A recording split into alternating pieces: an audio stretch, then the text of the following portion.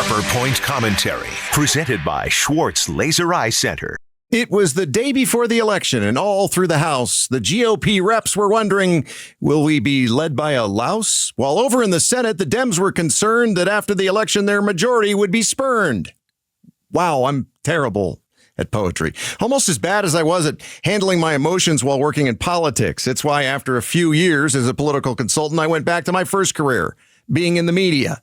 Without doing so, I believe I probably wouldn't have gotten sober and might not even be alive today. My emotions didn't run high because I invested personally in the candidates I worked for. I was grown up enough to know that no matter what politicians say to get elected, they're likely to do the opposite after getting elected. It wasn't personal. It was because of the professional pressure, late nights, being able to turn messaging on a dime, often in the middle of the night, hand-holding some candidates, always having to be on. There was a personal aspect to consulting politicians, however, because if your candidate lost, you weren't promised a lot of work in the future, jeopardizing my ability to put food on the table and Smirnoff in the freezer. Now, as a dispassionate observer, reporter, and analyst of the political realm, I have a little more balance in my life. But I can still get caught up in the nuttiness because I'm still a voter, so I need to take a break every now and again.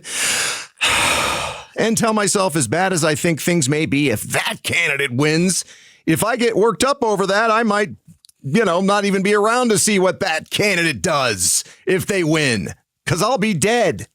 Local cardiovascular doctor Abed Asfour with Dignity Health tells KTAR high emotions around the presidential election can increase your stress hormones. That can lead to heart attacks, strokes, or other cardiovascular events, something that was seen at a 17% higher rate leading up to the 2020 election. So if you're feeling stressed, Dr. Asfour recommends finding your calm. When you are in a stressful situation, being cognizant of the things that you are able to control versus the things that you can't control may help.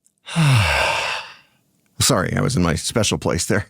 He says you should seek medical attention if you feel heart event symptoms like chest discomfort, shortness of breath, or dizziness, which actually can happen because of the emotions running high during the election season. So we'll be in less danger after tomorrow, right? We won't have to sit around and bite our nails over who wins, right? Right? Well, talked to Karen Travers this morning about the Harris campaign. She's with ABC News, and kind of asked her towards the end of our interview with her, what are we going to talk about after Election Day? We won't have politics to talk about anymore, right? We will have plenty to talk about. One, hopefully we're not talking about counting votes still. I really hope that's not what we're doing. Yeah, I really hope too. I don't think my heart can take it. Thanks for watching Sharper Point. Click to see more from Arizona's Morning News and tap the button in the middle to subscribe.